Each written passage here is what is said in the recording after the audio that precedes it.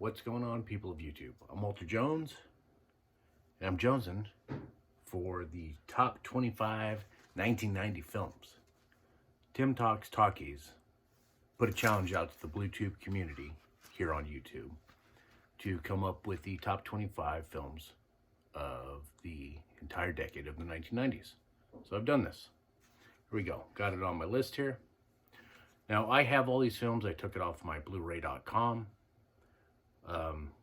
I don't have cases for a lot of my stuff, so I'm not going to show you the films. I'm going to try and make this somewhat quick.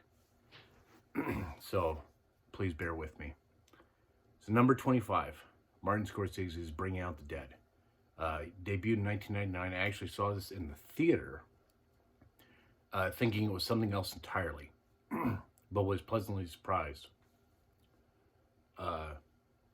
with the film in and of itself. Tom Sizemore, who just passed, and Nicolas Cage play ambulance drivers, paramedics, and it's about life and death and poor choices, probably. It's been quite a while since I've seen it, but I remember it leaving a lasting impact on me. So that's number 25.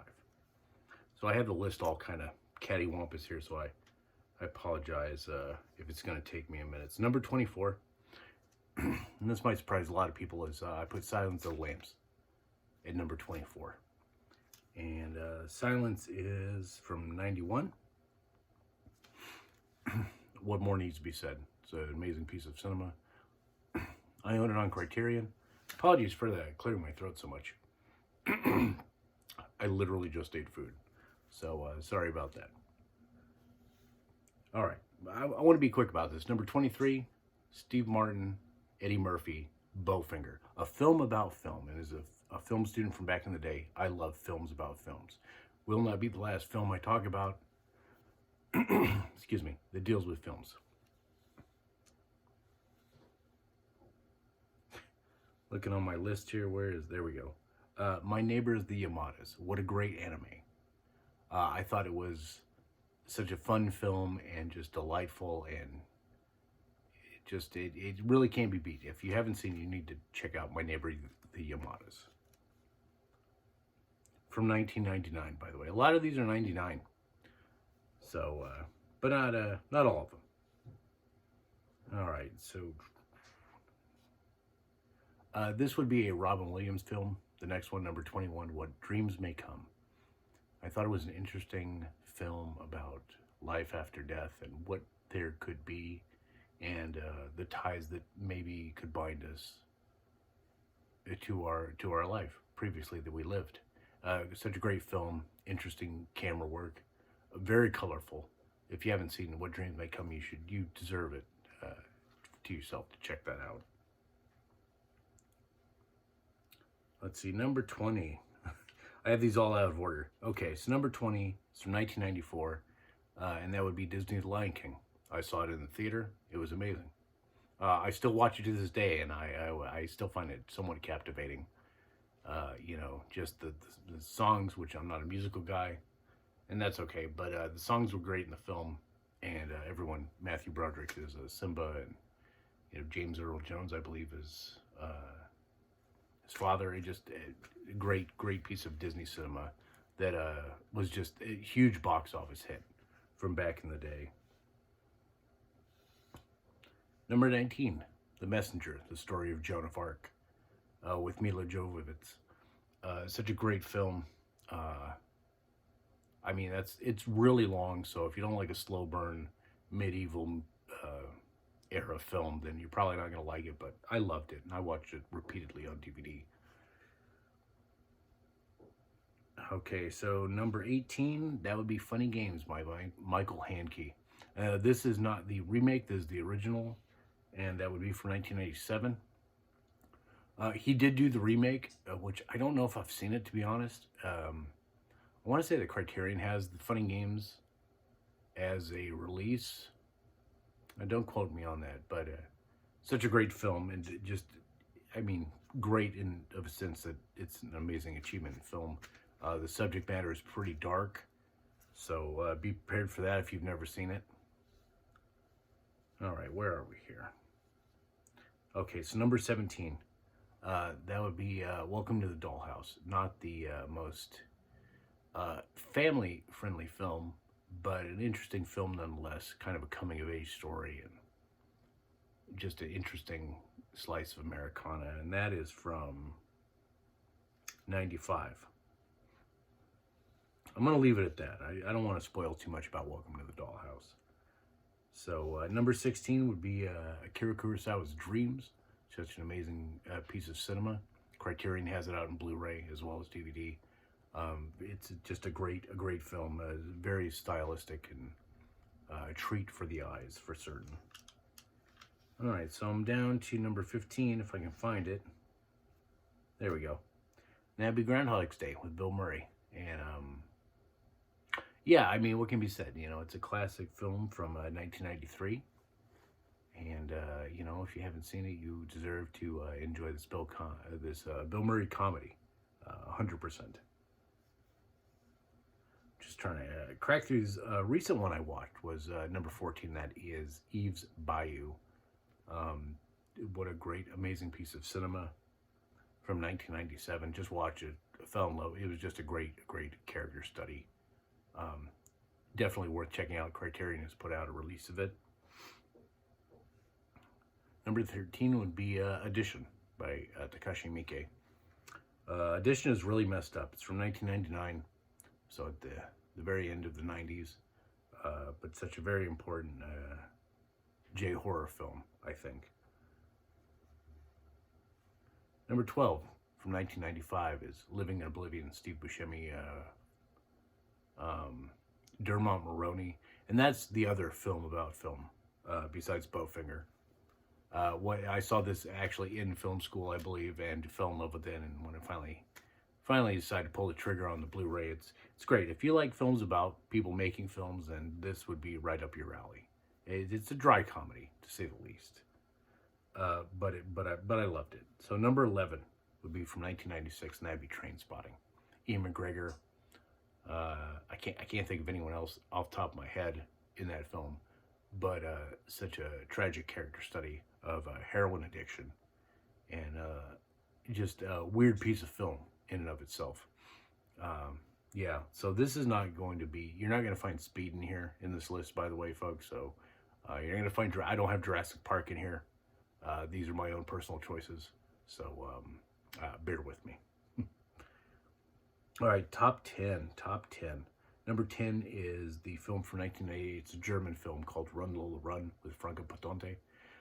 And this was a great film, and I loved and watched it quite a bit when I first owned it on VHS. You might remember Franco Potente from, oh God, what is that? I can't think of the film now. It's with Matt Damon. Yeah. Oh well, it's gone. It's in and out. So I will keep moving on here. So number 9, we have Event Horizon with Sam Neill. Such an insane sci-fi horror film from the 90s, and that was from 97. There was just a 4K release on that, and but I still enjoy the DVD I think I own, and I'm quite content. Kind of wish there was an extended cut, but that's, I guess, really neither here nor there. All right, so number 8 would be Peter Jackson's Dead Alive from 1992. Yes, the same Peter Jackson that did Lord of the Rings did this movie called Dead Alive, or Brain Dead, as it's also known. Just a gore fest and just a cheesy kind of romance love story involved, and zombies. And, you know, if you know, then you know. Okay, so we have, what are we on, number 7? Number 7 would be The Fisher King, Robin Williams, and, oh my God, these names escape me, Jeff Bridges. And it's this interesting, another character study film where Robin Williams thinks he's on the quest to get the Holy Grail. And and he takes people on this madcap adventure with him. It's a great film. Again, that's another Criterion release. You can check that out. As a matter of fact, I think it's coming to 4K here in May. So if you haven't seen it, then you should check it out. It's from 1991. All right, number 6. Jeff Bridges, The Big Lebowski. I mean, what more needs to be said about The Big Lebowski, right? I'm pretty sure a lot of people who are watching this have seen this film, and it's just a great film. I love it. I love it to death. All right, number 5. And that'd be probably one of the few sci-fi films I have on here, and that would be Galaxy Quest. That is a movie that I can watch over and over and over again and not tire of it. Galaxy Quest is just this great sci-fi comedy. I mean, Tim Allen, Sigourney Weaver, Alan Rickman, the guy from Monk, whose name is escaping me. It just everyone does just. Sam Rockwell's in it as well, and they just just a great comedy. Just a fun time, definitely. All right, so where are we at? Number 5, number 4, number 4. Where's number 4 at on the list? Can't find it. There we go. And that would be Terry Gilliam's Fear and Loathing in Las Vegas. That was from 1998. Little story time, real quick. I watched this film with a friend of mine. We literally watched this film every day for about 3 months or so. So that is a film that I can quote wholeheartedly because I've seen it at least 100 times in my life. And I don't mean that like as a joke. I mean, literally, I watched it every day for 3 months. So that's 90 days right there. I've watched it a few times since then, so I'm going to just call it at 100. So just a great film, an interesting film, a comedy kind of, some dramatic notes in there for certain, but I loved it, and that's why it's number 5. It's in the top 5 of this list. All right, looking for that was number 4, not number 5. All right, top 3. Number 3, Sam Raimi's Army of Darkness. So you're welcome, Tim, for that. I know that you came up with this idea, so had to give you Army of Darkness. So Tim, comment down below and love me forever. All right. Number 2 is another Bill Murray film, and that is What About Bob? I love What About Bob. Richard Dreyfuss, Bill Murray. Everyone's performance in that is just exceptional. It's such a great comedy. It's one of those films that I can watch over and over again, and I'll never tire of it. So number 2 is What About Bob? Number 1, drum roll please, 1994's John Carpenter's In the Mouth of Madness. It was the first DVD I ever bought, in case you were curious. I know it could have gone further down the list, but I really felt like, quintessentially for me, that was the film of the 1990s. So Sam Neill's in that. If you're curious, it's a Lovecraft film, somewhat, and it's John Carpenter. I mean, what more needs to be said? All right, there you have it, folks. That's my top 25 films of the 1990s. Thank you, Tim, for bringing this to the community. And guys, do a video. Send it by carrier pigeon. Email him, Tim Talks Talkies.